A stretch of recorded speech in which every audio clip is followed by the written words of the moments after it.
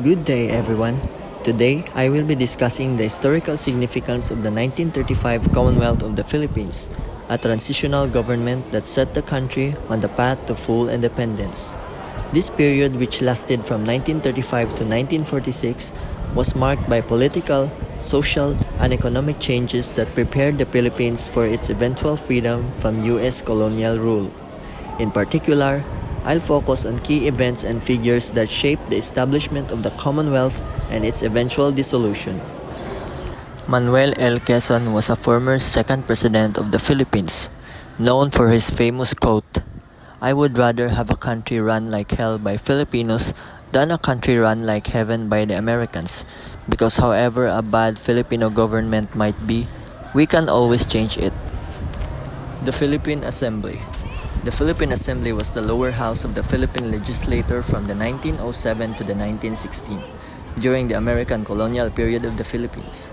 Along with the appointed Philippine Commission, the Assembly comprised the Philippine legislature, the legislative branch of the insular government, established by the Philippine Organic Act of the 1902, passed by the United States Congress.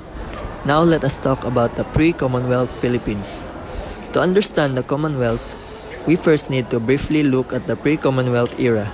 Following the Spanish-American War in 1898, the Philippines was ceded to the United States under the Treaty of Paris, ending 333 years of Spanish colonial rule. Initially, the Filipinos resisted American rule in the Philippine-American War back in the 1899 to 1902. But after the war, the U.S. established a colonial government. Under American administration, the Philippines saw significant changes, including the introduction of public education, improved infrastructure, and a more centralized administrative system. Despite these changes, the Filipinos' desire for self-governance grew, and over time, the U.S. began to recognize the need for greater autonomy for the Philippines. The Jones Law in 1916. A pivotal moment in this journey towards self-governance was the passage of the Jones Law in 1916, also known as the Philippine Autonomy Act. This law marked a shift in American policy, granting the Philippines a more substantial role in its own governance. For the first time, the Philippine legislature was established as a bicameral body, consisting of a Senate and a House of Representatives. The Jones Law was an important milestone because it laid the groundwork for eventual independence by enhancing the legislative power of Filipinos and signaling that the U.S. was moving toward the eventual self-rule of the islands. However, the law did not grant full independence and maintained significant U.S. control over the country. Following the Jones Law, the next important step in the journey to independence was the Hair-Hose-Cutting Act of 1933. This law proposed a 10-year transitional period leading to independence by 1946, but with certain conditions. Under the law, the U.S. would maintain military and naval bases in the Philippines, and it imposed tariffs and quotas on Philippine imports, limiting the economic sovereignty of the country. While the law promised independence, it was highly controversial in the Philippines. Many Filipinos, including Manuel L. Quezon, strongly opposed the law because of its restrictive conditions. Ultimately, the law was vetoed by the U.S. President Herbert Hoover, but was later overridden by Congress.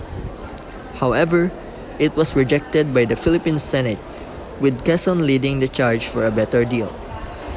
The Tidings-McDuffie Act.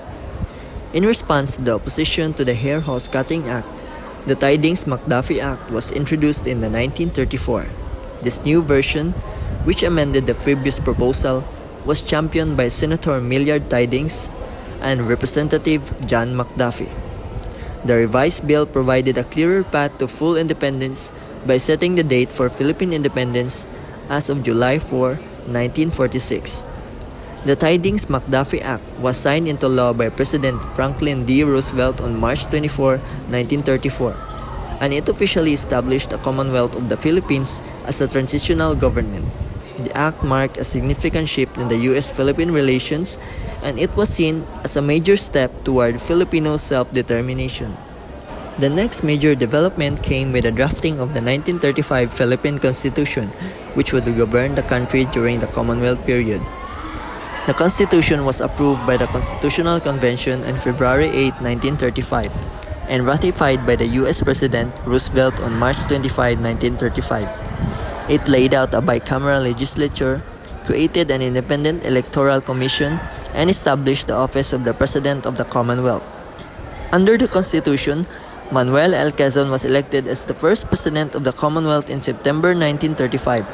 The Constitution also defined the term limits for the President and the Vice President at 4 years, with one re-election allowed. The right to suffrage was initially granted to male citizens who were 21 years or older and could read and write.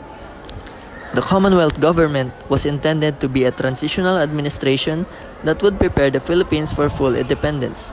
It was a bold step forward, though it was still under the shadow of the U.S. influence and control. The end of the Commonwealth. The Commonwealth period, however, was short-lived. While it officially lasted from 1935 to 1945, the outbreak of World War II had a significant impact on the Philippines' journey toward independence. During the war, the Commonwealth government moved to Corregidor to avoid Japanese bombings in Manila. But when the Japanese occupied in the Philippines in 1942, the Commonwealth government was forced into exile. The Japanese attempted to declare Philippine independence in 1943, but most Filipinos remained loyal to the Commonwealth government and supported the guerrilla resistance movement against the Japanese occupation.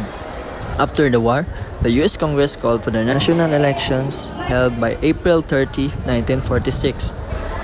The Philippines finally gained full independence on July 4, 1946, when President Harry S. Truman officially recognized the country as an independent nation. The Tidings-McDuffie Act had laid the groundwork for this, but it was the resilience and determination of the Filipinos, especially under the leadership of figures like Manuel L. Quezon, that ultimately ensured the country's sovereignty. In conclusion, the 1935 Commonwealth was a critical period in the Philippine history. It served as a transitional phase, moving the country from a colonial rule to independence.